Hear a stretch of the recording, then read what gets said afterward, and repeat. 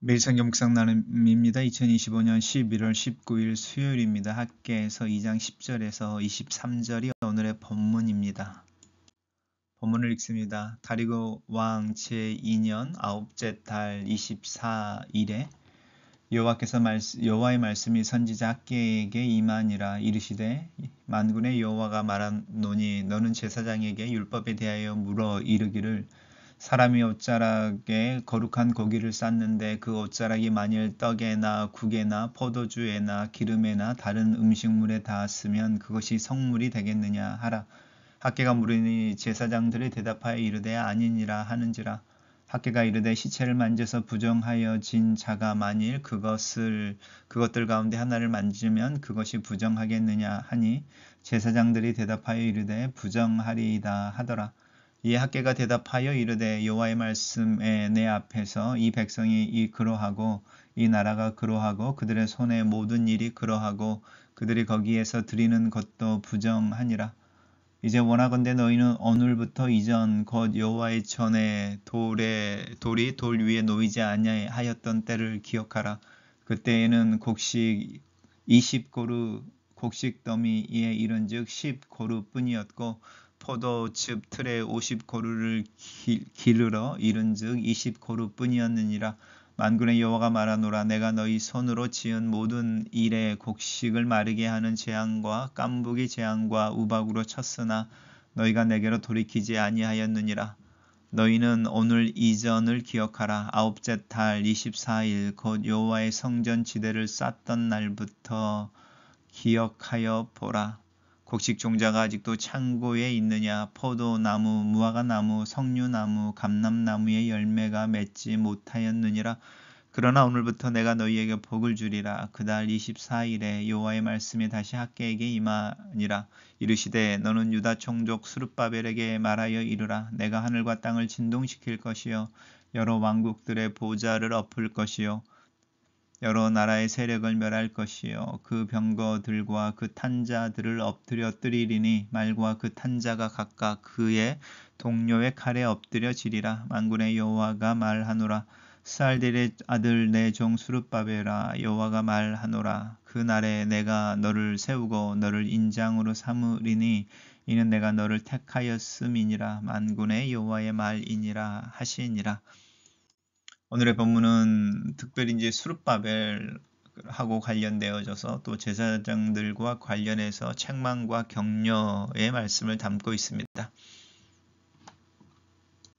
오늘의 본문은 이제 연대가 시간적 배경이 어제 묵상했던 것과 함께 연결되어져 있습니다. 아홉째 달인데 우리 어제 묵상했던 게 일곱째 달입니다. 날짜가 이제 거의 비슷한 것 같죠. 어제 묵상했던 것도 일곱째 달 21주간이었고요. 오늘도 24일이니까 한 3개월 뒤에 하나님께서 학개를 통해서 다시 말씀하십니다. 오늘은 제사장들에게 말을 거는 걸로 시작을 하는데 옷자락으로 거룩한 고기를 쌓은 옷자락, 보 같은 것이라든지 겉옷이 있을 때 그것이 다른 물건들에 닿았다고 그 물건들이 거룩해지겠느냐라고 하는 부분입니다. 아니라는 거죠. 왜냐하면 거룩이라고 하는 것은 이렇게 그 어떤 거룩한 걸 담은 용기가 거룩해지는 것이 아니라 그 안에 담겨진 것이 거룩한 거죠.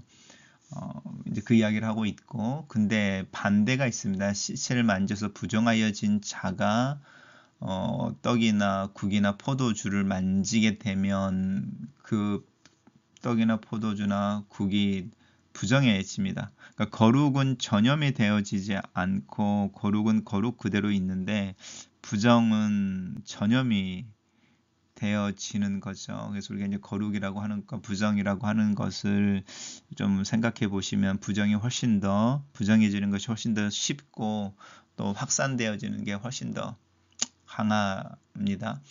그 이야기를 이제 하나님께서 하시면서 이제 특별히 제사장들에게 이제 이야기를 하고 계시는데 이 백성이 부정하다라는 거죠. 어느 부분에서 부정한 건지는 이제 정확하게 말씀을 안 하시는데 어느 부분에서 이미 부정해져 있으니 그 부정한 손으로 만지는 것들마다 부정해지는 건 거죠. 그러니 하나님께서 이 백성들의 삶들의 이제 전 영역이 부정해져 있는 것을 보게 되는 부분입니다. 이게 이제 어쩌면 죄의 영향력이라고 할 수 있습니다.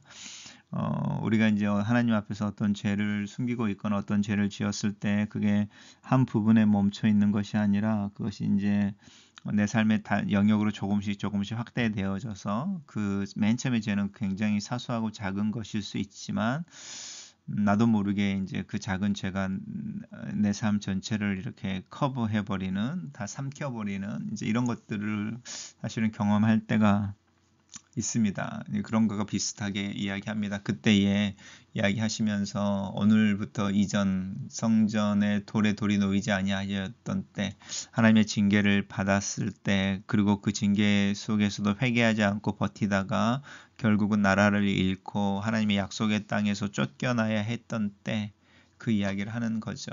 그것을 기억한다면 내가 원하는 메시지가 무엇인지라고 하는 부분이죠.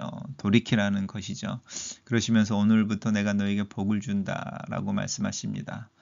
이제 그 부정의 꼬리를 너희들이 끊어내지 못하니 내가 끊어버리겠다 이렇게 말씀하시는 거죠. 그리고 특별히 수르바벨을 향해서 이제 격려하고 있습니다. 내가 너를 택하였다. 그리고 내가 너를 내 통치의 어떤 증거로, 증언으로, 증인으로 삼을 것이다. 그러니 두려워하지 말고 이제 네가 하기로 했던 그리고 예루살렘으로 돌아올 때 받고 있었던 그 소명을 따라서 행동해라라고 하는 부분입니다.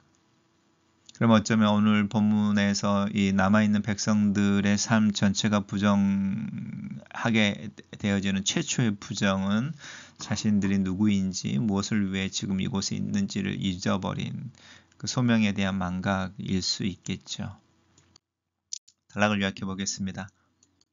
성전 재건을 시작한 지 3개월이 지났을 때 하나님께서 학개를 통해 제사장들과 유다 총독 스룹바벨에게 말씀하신다. 이렇게 정리해봤습니다. 하나님은 결코 속지 않으십니다. 귀한 후 이스라엘은 성전 재건에 착수하고 제사의식에도 게을리하지 않았습니다. 그들은 자신들이 하나님의 보호와 축복을 받을 만큼 충분히 거룩하다고 생각한 것 같습니다. 하지만 하나님께서는 여전히 너희가 내게로 돌이키지 아니하였다고 경고하십니다. 성전 건축을 하는 그들의 손이 여전히 부정하다고 탄식하십니다. 하나님께서 원하시는 것은 의식이 아니라 마음임을 깨닫고 진실한 마음으로 하나님 앞에 나아가야 합니다. 하나님은 열방의 주인이시여 역사의 주관자이십니다. 하나님께서는 백성의 지도자 스룹바벨에게 하나님 자신이 만사를 경영하고 있음을, 그러니 주변에서 발생하는 정치적 변화에 지나치게 민감하거나 두려워할 필요가 없음을 말씀하십니다. 성전 건축을 위해 택함을 받은 스룹바벨처럼 하나님의 교회의 건축가들로 부름을 받은 우리에게도 동일하게 적용되는 말씀입니다. 거룩한 옷을 쌌던 옷이라고 해서 그 음식을, 다른 음식을 거룩하게 할 수 없습니다. 부정한 자가 성물을 만지면 그것도 부정하게 됩니다. 정결을 유지하는 것보다 부정을 확산시키는 것이 훨씬 더 쉽고 부정이 훨씬 더 쉽게 영향을 미칩니다.